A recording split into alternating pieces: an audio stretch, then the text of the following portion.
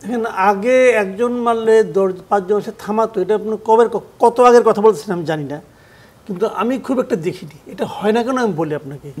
Mob যখন গণপ্রতিনিধিটা হয় তখন একটা তো ওর বিরুদ্ধে কিন্তু একটা অভিযোগ, কল্পিত অভিযোগ অথবা না জেনে একটা অভিযোগ কিন্তু দেওয়া হয়। আপনার মনে আছে পুরান ঢাকার এক ভদ্র মহিলাকে শিশু চোর হিসেবে মেরেই ফেললো, কিন্তু আচ্ছা ওখানে কি কারো মনে এটা নিয়ে কোনো দুঃখবোধ জাগেনি? জেগেছে। কিন্তু সে ওখানে যাবে কিভাবে? সে যখন বলবে একে মেরো না, তখন বলে তুই তার সহযোগী।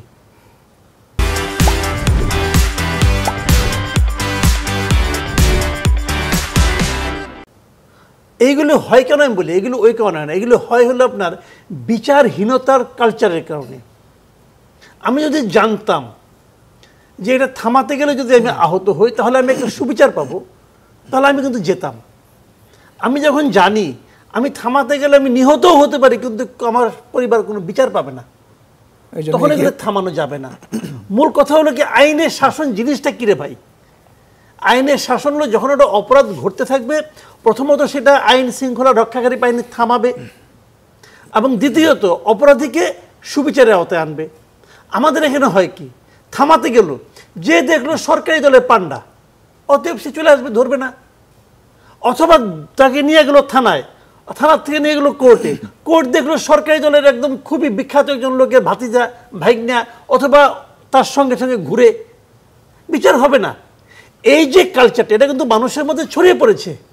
বাংলাদেশে এই জন্য একটা প্রবাদ প্রচলিত আছে যে তুমি যত বড় অন্যায় করো না কেন, তুমি যদি সরকারি দলের লোক হও, যদি পাবলিক তোমাকে পিটায় না মারে তাহলে তোমার আর কোনো ভয় নাই। অন্যায় করে তুমি চলে আসো, সরকারি দল, তোমার কিছু হবে না। হয় না, এটা কিন্তু নতুন কিছু না। এবং যে কথা নাকি এতক্ষণ যে আলোচনাগুলো হলো, আপনি দেখেন কার্জন কিন্তু এটা কত গুরুত্বপূর্ণ কথা বলেছেন যে সরকারি দলে হলে কিছু একটা হয় না, এবং যখন একটা সরকার চেঞ্জ হচ্ছে আরেকটা যারা তারা, আমি একটা এক্সাম্পল দিয়ে বলি ভাই, আমার নিজের প্রফেশনে আমি এক্সাম্পল দিয়ে বলি। আমাদের এখানে এতদিন ওটাকে সাংবাদিকদের মধ্যে দুইটা গ্রুপ ছিল, একটা আওয়ামী গ্রুপ, একটা বিএনপি গ্রুপ। যেই দিন সরকার পতন হয়েছে বিএনপি গ্রুপ উত্তেজিত হয়ে গেছে, তারা সব মহিরুহের মতো দাঁড়িয়ে গেছে, প্রেস ক্লাব জবরদখল হয়ে গেছে দিনের পর এক মুহূর্তের মধ্যে।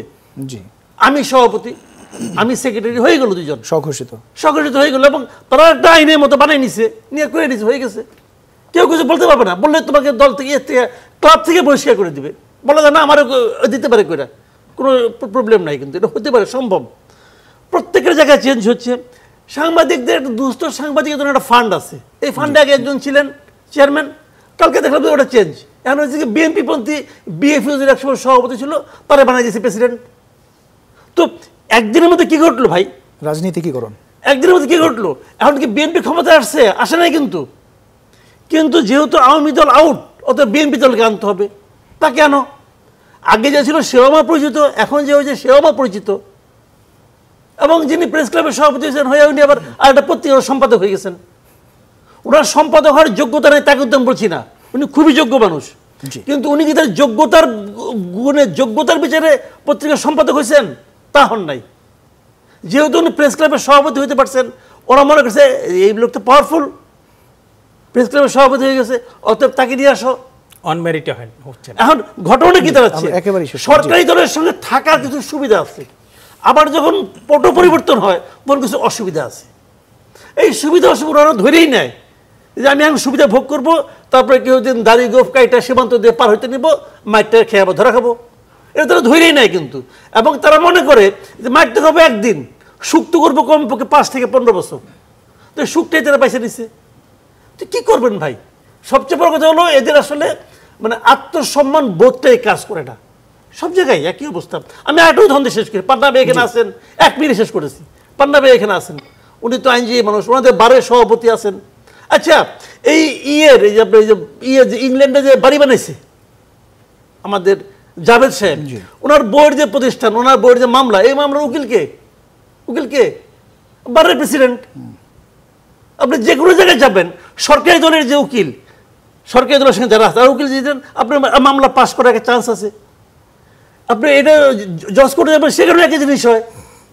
কই, উনি তো আওয়ামী লীগের একজন জাতীয় উকিলকে নিলেন না, উনি তো আওয়ামী লীগের লিডার।